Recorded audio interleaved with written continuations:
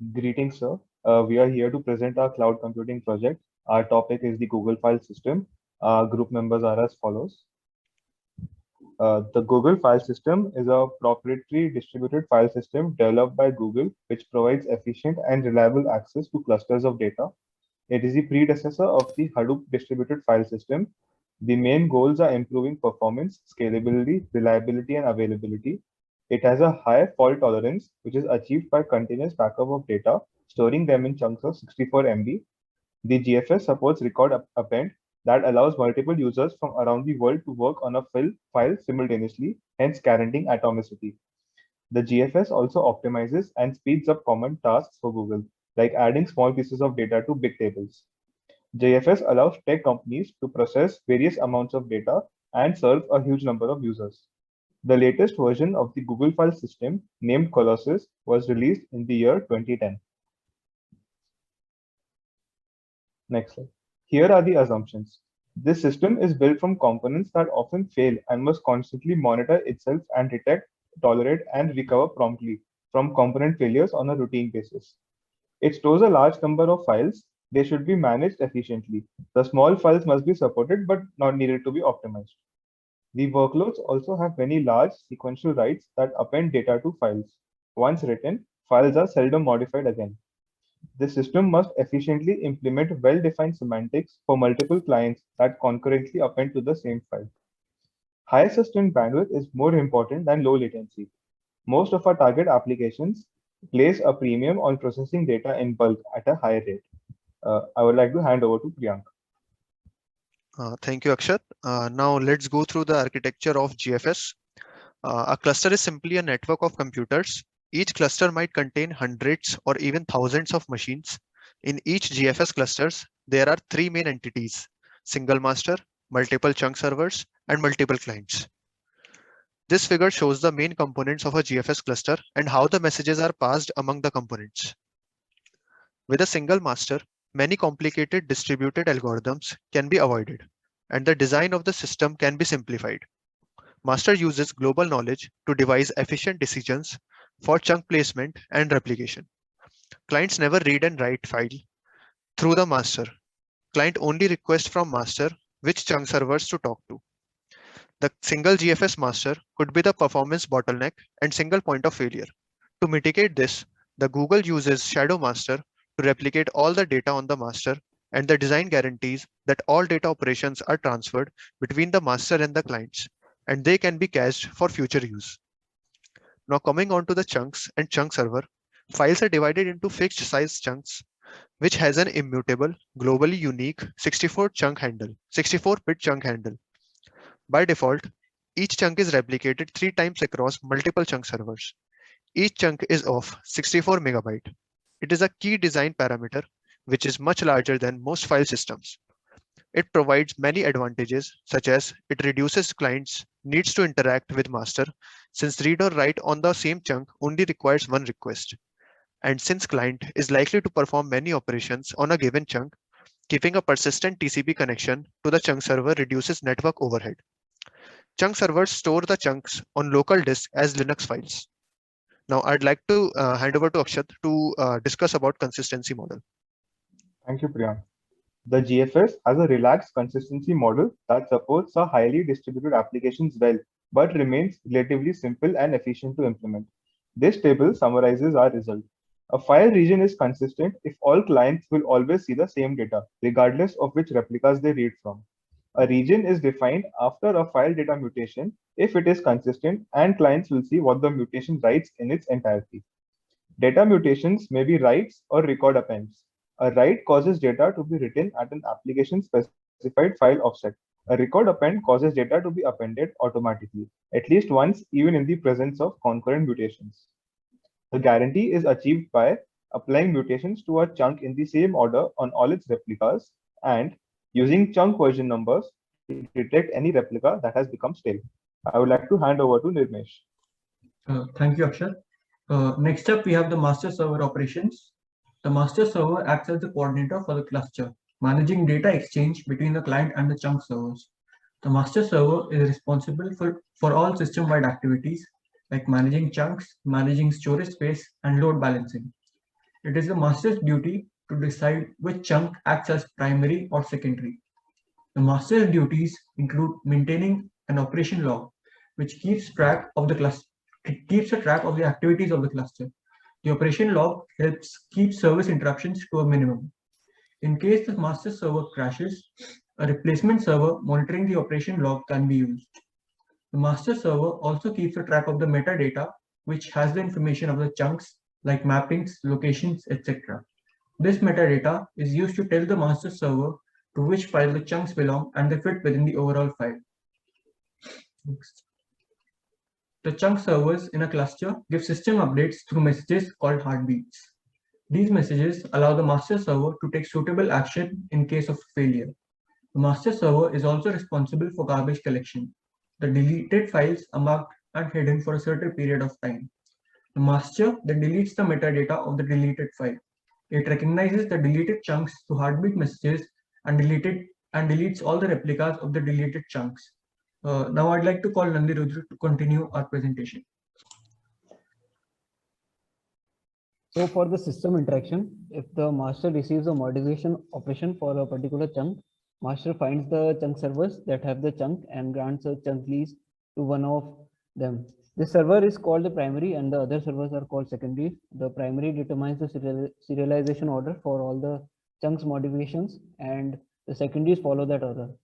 Talking about lease, after the lease expires, which has timeout of 60 seconds, master may grant primary status to a different server for that chunk. As long as chunk is being modified, the primary can request an extension indefinitely. Extension requests are piggybacked on heartbeat messages. The master can at times revoke a lease. If master loses contact with primary, that's okay. Just grant a new lease after the old one expires. Moving on to writing process, this schematic here show the write control and data flow. So the way it functions is that firstly, the client asks master for all chunk servers. Master grants a new lease on chunk, increases the chunk version number, tell all replicas to do the same, replies to client. Client no longer has to talk to master. In third step, client pushes data to all servers, not necessarily to primary first. Moving on to step 4, once data is added, client sends write request to primary. Primary decides serialization order for all incoming modifications and applies them to the chunk. For step 5, after finishing the modification, primary forwards write request and serialization order to secondaries so they can apply modifications in same order. In step 6, all secondaries reply back to primary once they finish the modifications. Ultimately, at step 7, primary replies back to the client either with success or error. If write succeeds at primary but fails at any of the secondaries, then we have inconsistent state and error returned to client. Client can retry step 3 through step 7. Record appends, a modification operation that guarantees that data will be appended atomically at least once, but at the offset of GF's choosing. The offset chosen by GFS is returned to the client so that the application is aware. GFS may insert padding or record duplicates in between different record append operations. It is preferred that applications use this instead of write. Applications should also write self-validating records like checksumming with the unique IDs to handle padding and duplicates. So in step 4, the primary checks to see if appending record to current chunk would succeed max size, which is generally 64 megabyte. If so, it pads the chunk, notifies the secondaries to do the same, and tells the client to retry. Request on next chunk. Record append is restricted to 1/4 max chunk size at most. Now I would like to call Apoor Rastogi. Thank you, Nandirudra. Now we look at the fault tolerant aspect of our system. As we know that there are multiple factors that can induce a failure in any component that could result in an unavailable system or corrupted data, which in turn could derail the smooth functioning of the design model. To tackle this, several methods are employed. The first one deals with high availability of the system. This can be achieved by fast recovery of the master as well as the chunk servers that boot up within seconds after being terminated through any whatsoever cause. The other method to achieve high availability is replication.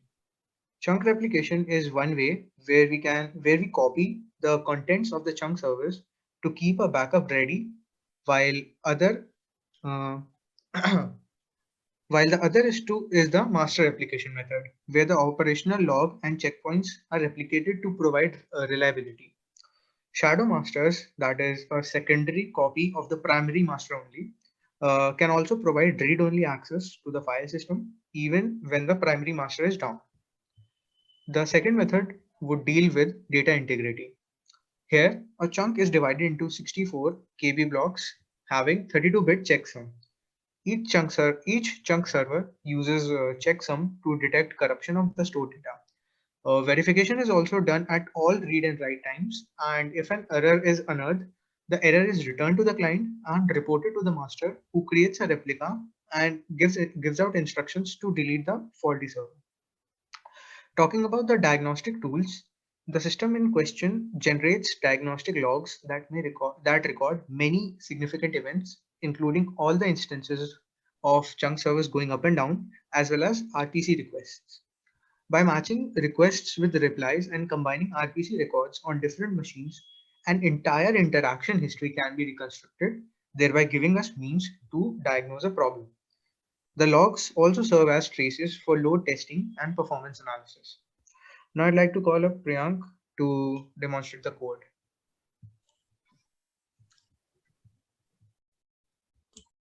Coming on to the implementation, we have implemented the Google file system using Python. Initially, we have taken 5 chunk servers and 1 single master. Each chunk size is 4 bytes. The chunk server has 4 operations: create, list, append, and delete. Now my friend Priyank will show the working of our code. So, like many RPC systems, gRPC is based around the idea of defining a service, specifying methods that can be called remotely with their parameters and return types. By default, gRPC uses protocol buffers as the interface definition language for describing both the service interface and the structure of the payload message.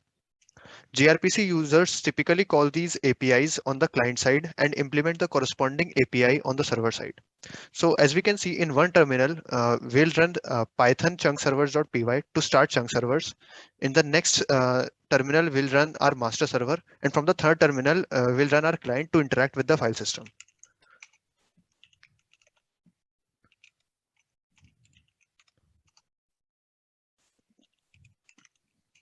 So we have started our chunk servers. Next up, we'll boot up our master servers and we'll interact with our GFS through our client. So we'll first try to create the file by giving its absolute path by giving the create command.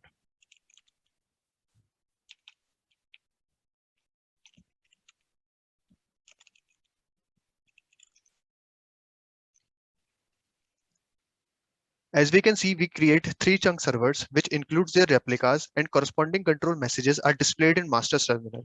We'll next append 6 bytes of data to our file. Since each chunk is of 4 bytes, extra chunk will be created to accommodate extra 2 bytes.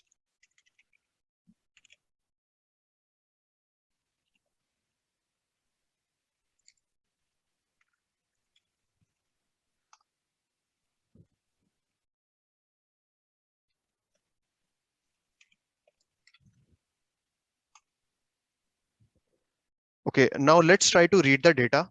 We'll provide extra offset bytes to read the data, which is from 0 to 6.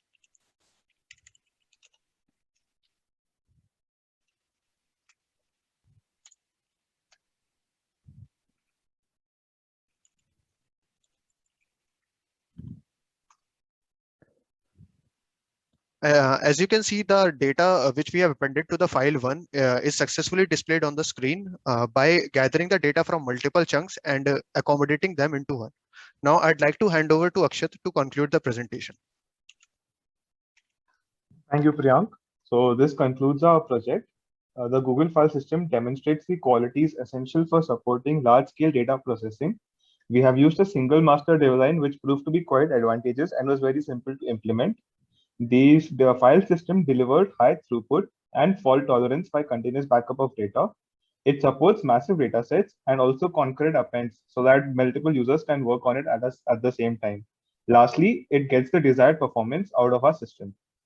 Thank you.